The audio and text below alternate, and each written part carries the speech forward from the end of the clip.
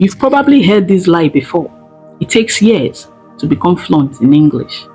But here's the shocking truth. The way most people try to learn English is actually designed to keep them stuck for years.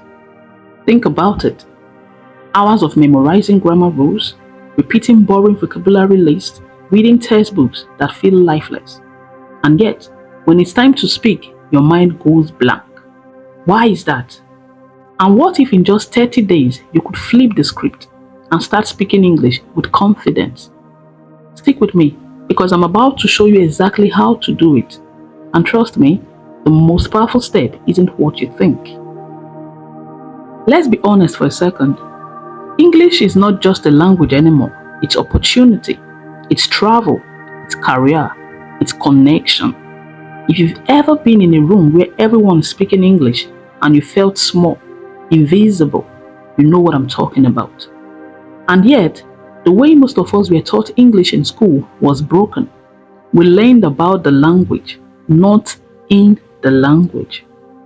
So when I say how to master English in 30 days, I don't mean you will sound like Shakespeare in a month. I mean something far more powerful. In 30 days, you can break the barrier that's been holding you back.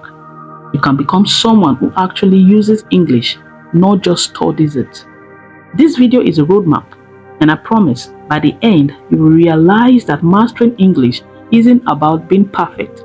It's about building momentum in a very specific way.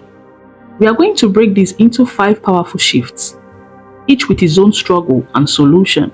And between them, I will share real stories and techniques that can completely change how you approach learning.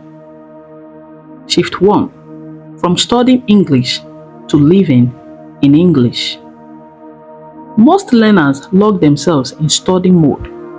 They memorize words, they do grammar exercises, but when it's time to talk to a real human, panic takes over. Maybe this has happened to you. You knew the words in your head, but your mouth refused to move. That's not a memory problem. That's a habit problem. Resolution. To master English in 30 days, you have to stop studying and start living in English. That means change your phone settings to English. Watch shows on YouTube in English, but not passively. Repeat sentences, mimic intonation. Keep a daily English diary, just 3 sentences about your day every night. Think of it like moving to a new country without leaving your home. Surround your brain in English. Force it to breathe English. Here's the psychology hack. Your brain learns language through immersion and imitation, not through explanation. Babies don't learn grammar first. They learn sounds, patterns, rhythm. You need to return to that childlike state of absorbing. But here's the dangerous part. If you only immerse passively, you will trick yourself into thinking you are learning. You are not. You must engage, speak out loud, copy what you hear. Shift 2. From perfection to communication. So many learners are trapped by fear of mistakes. You've probably thought, if I say this wrong, they will laugh at me. That fear is the number 1 killer of progress. Resolution. Here's the mindset shift. Mistakes are not signs of failure. They are proof that you are learning. There is a research in neuroscience showing that mistakes actually create stronger memory connections because your brain pays attention when it realizes, wait, that didn't work. So in these 30 days, I want you to aim for mistakes. Yes, literally. Create a goal. I will make 10 mistakes today because each one is a stepping stone. Let me tell you a quick story. A friend of mine was terrified to speak English until she started a challenge. Every day she had to order food, ask a stranger a question, or comment online in English. At first she stumbled. People corrected her, but after 30 days, her confidence skyrocketed. Not because she was perfect, but because she survived the mistakes. And isn't that what we all want? Not perfection, but freedom. Shift 3. From memorizing words to owning phrases. Traditional learning says, here is a list of 50 new words. Memorize them. But words are useless alone. Imagine knowing the word opportunity, but not being able to say, this is a great opportunity for me. Resolution. Focus on chunks of language, phrases, sentences, expressions you can drop instantly in a real conversation.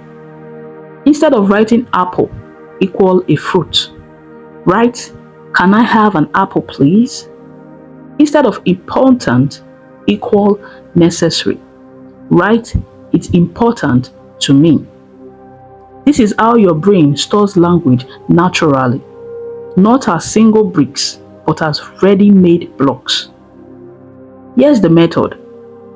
Collect 5 useful phrases a day. Write them, say them, use them. By the end of 30 days, you will have 150 phrases ready to fire. That's real mastery. And the beauty is, phrases build confidence. Because you don't have to invent English on the spot. You already have the tools. Shift 4. From passive learning to active output. YouTube, podcast, books, they are great. But here's the trap. You feel productive, but you are still silent. And silent learners don't become speakers. Resolution. In these 30 days, commit to producing English every single day. That means record a 1-minute voice note in English about anything. Post on social media in English. Find a language partner and speak for 10 minutes daily. Yes, it will feel uncomfortable, but discomfort is where fluency lives. Here is something fascinating. Language researchers found that even short daily speaking practice rewires your brain faster than hours of passive listening. Why? Because speaking forces recall. Recall cements memory. So if you want English to stick, you need to sweat a little. Shift 5. From discipline alone to identity.